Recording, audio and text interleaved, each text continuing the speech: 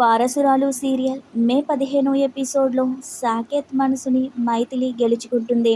సాకేత్ మైథిలికి రోజు రోజుకి దగ్గరవుతున్నాడు. అసలు ఈ రోజు ఎపిసోడ్లో ఏం జరిగిందో చూద్దాం. సాకేత్ మైథిలి ఇద్దరు కారులో వెళ్తూ ఉంటే మిమ్మల్ని ఒకటి అడగొచ్చా అని మైథిలి అంటుంది. అడుగు అంటాడు సాకేత్. మీరు ఇష్టపడే పెళ్లి చేసుకుంటున్నారా అని అడుగుతుంది. ఆ డౌట్ ఎందుకు వచ్చింది అని సాకేత్ అంటే, నేను అడగగానే మీరు సమాధానం చెప్పలేదంటే మీరెవరికీ చెప్పకుండా ఏదో దాస్తున్నారు అంటుంది మైథిలి. అలాంటి ప్రశ్న ఎలా అడగాలనుకున్నావు అంటాడు. ఎప్పుడో పెళ్లి చేసుకోవడం ఇష్టం లేదని, నేను లైఫ్లో సెటిల్ అవ్వాలి, ఎదగాలని చెప్పారు. తీరా ధరణి విషయంలో అందరూ మిమ్మల్ని బ్లేమ్ చేసేసరికి ఇక చందన మెడలో తాళి కట్టడానికి ఒప్పుకున్నారు. ఈ పెళ్లి మీరు ప్రేమతో చేసుకుంటున్నారా, కావాలనే బలవంతంతో చేసుకుంటున్నారా చెప్పండి అని అంటుంది. ఈ ప్రశ్నకి సమాధానం చెప్పాలి అంటే మనిద్దరి మధ్య ఆ బాండింగ్ ఉండాలి. అది నేను ఉందనే అనుకుంటున్నాను అంటాడు. నిజానికి ఈ పెళ్లి అని సాకేత్ చెప్పబోతూ ఉంటే ఇంతలో సౌదామిని సాకేత్కి ఫోన్ చేస్తుంది. నువ్వు నా బలవంతం మీదే పెళ్లి కార్డులు పంచడానికి వెళ్తున్నావు. ఈ పెళ్లి విషయంలో నిన్ను బలవంతం చేయక తప్పడం లేదు, బాధపడొద్దు అంటుంది. జీవితంలో ప్రతిసారి మనం అనుకున్నట్లు జరగవు. ఒక్కోసారి రాజీ పడాలి. ఇప్పుడప్పుడే పెళ్లి చేసుకోవడం నీకు ఇష్టం లేదని తెలిసినా సరే ఎందుకు చేస్తున్నామంటే, ఏ వయసులో జరగాల్సింది ఆ వయసులో జరగాలిగా. పైగా చందన నీ మీద ప్రాణాలు పెట్టుకుంది. మీ ఇద్దరి జీవితాల కోసం ఆలోచించే ఈ పెళ్లి చేస్తున్నాం. నువ్వు అర్థం చేసుకుంటావనుకుంటున్నాను అంటుంది సౌదామిని. ఇక సౌదామిని ఫోన్ పెట్టేశాక, నేను ఇందాక అడిగిన ప్రశ్నకు మీరు సమాధానం చెప్పనే లేదు అంటుంది మైథిలి. నేను న్యూ మెడిసిన్ మార్కెట్లోకి వచ్చే వరకు పెళ్లి చేసుకోవాలనుకోలేదు. అప్పటి వరకు ఎదురు చూడాలనుకున్నాను. కానీ చందన ఆగలేకపోయింది. అమ్మా నాన్న కూడా ఒత్తిడి చేశారు. ఇక తప్పలేదు అంటాడు.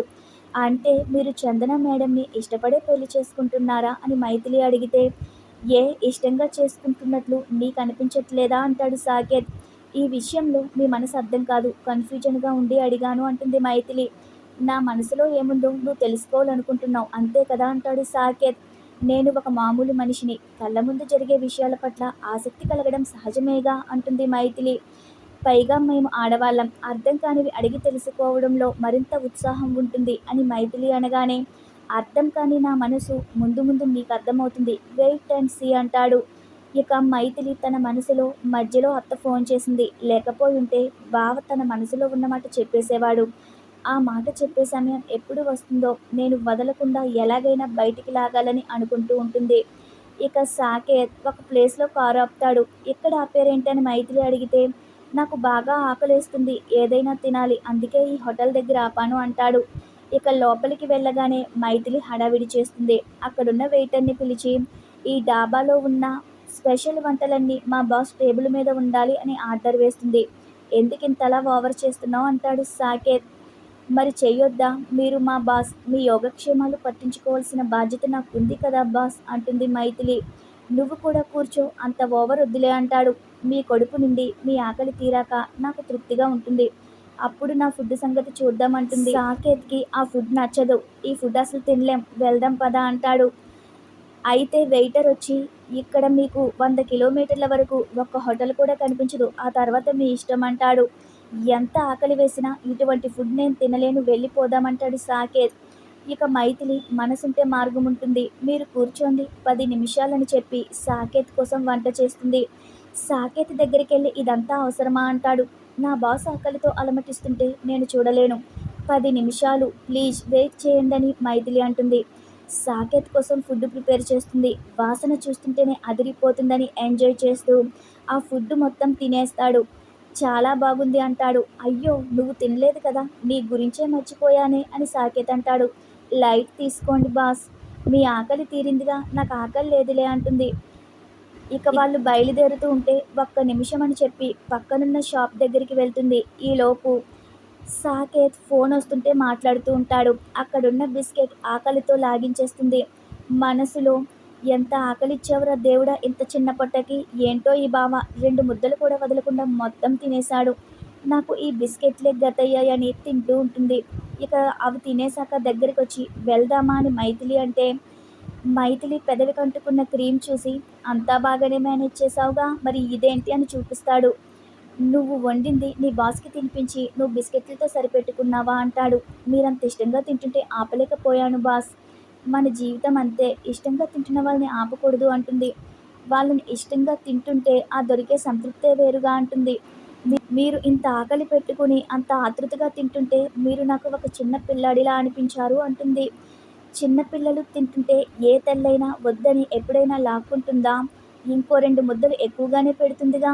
మీరు తింటున్నప్పుడు నాకు కూడా అలాగే అనిపించిందని మైథిలి అంటుంది. అందుకే మిమ్మల్ని అడగలేదు, ఆపలేదు అంటుంది. నీకు ఏ సంబంధం లేని నన్నే ఎంత బాగా చూసుకుంటున్నావంటే నిన్ను పెళ్లి చేసుకోబోయేవాడిని ఇంకెంత గొప్పగా చూసుకుంటావో. నీ మెడలో తాళి కట్టేవాడు నిజంగా చాలా అదృష్టవంతుడని సాకేత్ మైథిలితో అంటాడు. ఇక ఆ మాటకి మైథిలి చాలా సంతోషపడిపోతూ ఉంటుంది. మొత్తం మీద సాకేత్ మనసులో మైథిలి తన స్థానం సంపాదించుకుంటుంది. ఇక మరోవైపు చందన కారులో వెళ్తూ ఈ మైత్రిని ఎంత వదిలించుకుందామనుకున్నా ఏదో ఒక రకంగా పట్టుకుని వేలాడుతుంది. ఏదోలా నాకు సమస్య అవుతుంది. ఇప్పుడు బావని వెతుక్కుంటూ వెళ్తున్నాను. బావ కనిపిస్తే ఎలా మేనేజ్ చేయాలి? ఏం మాట్లాడాలి అనుకుంటుంది. ఇక అంతకుముందు మైథిలి వెళ్ళిన షాప్కే వెళ్ళి వాటర్ తాగుతూ ఉంటుంది. మైథిలికి మెలకు వచ్చిందా? సాకేత్ చూసుంటాడా? ఏం జరిగిందని అనుకుంటూ ఉంటులోకి అక్కడికి ఒక వెయిటర్ వస్తాడు. అతనికి సాకేత్ ఫోటో చూపించి ఇతన్ని చూసారా అంటే ఇందాకే చూశాను, ఇక్కడే భోజనం చేసి వెళ్ళారు, తనతో పాటు ఒక అమ్మాయి కూడా ఉంది అంటాడు. అమ్మో అమ్మాయా అని ఫోన్లో ఉన్న మైథిలి ఫోటో చూపిస్తూ ఈ అమ్మాయి కాదుగా అంటుంది. ఆ అమ్మాయే అంటాడు. ఇద్దరు ఇప్పుడే కారులో అటువైపుగా వెళ్ళారని చూపిస్తాడు. మైథిలికి స్పృహ వచ్చేసిందా?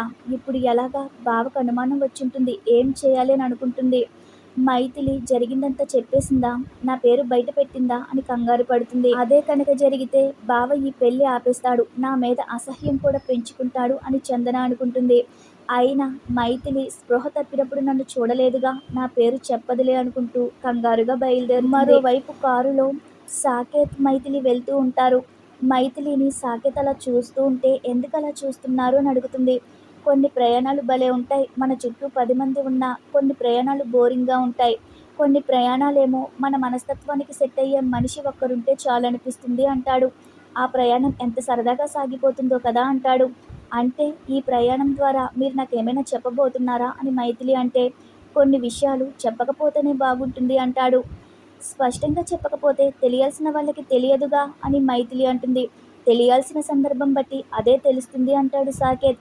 మీరు మాటలతోనే మాయ చేస్తున్నారని మైథిలి అంటూ ఉంటే నేరుగా కొన్ని విషయాలు చెప్పలేనప్పుడు మాటలతో గారడీ చేయక తప్పదని సాకేత్ అంటాడు. ఆ మాటల గారడీ వెనుక ఉన్న మర్మం నేను తెలుసుకుంటానని మైథిలి అంటుంది. అది నీ తరం కాదు అంటాడు. ఇక అక్కడ కారు ఆపేస్తాడు. ఏమైందని మైథిలి అడిగితే నా చిన్నప్పుడు ఈ ఊరు వచ్చాను, ఇప్పుడు ఎలా వెళ్ళాలో కూడా తెలియట్లేదని సాకేత్ అంటాడు. బాస్ నేను కూడా ఈ రూటు అంతకుముందు చూసినట్లు అనిపిస్తుంది అంటుంది మైథిలి. అదేంటి మీ ఊరు మా ఊరు ఒకటి కాదుగా అని సాకేత్ అంటూ ఉంటే మైథిలి షాక్ అవుతుంది. ఈరోజు ఎపిసోడ్ ఇంతటితో పూర్తవుతుంది. రేపటి ఎపిసోడ్లో మళ్ళీ కలుద్దాం. మన వీడియోలు మీకు నచ్చినట్లయితే మన ఛానల్ని సబ్స్క్రైబ్ చేసుకుని సపోర్ట్ చేయండి.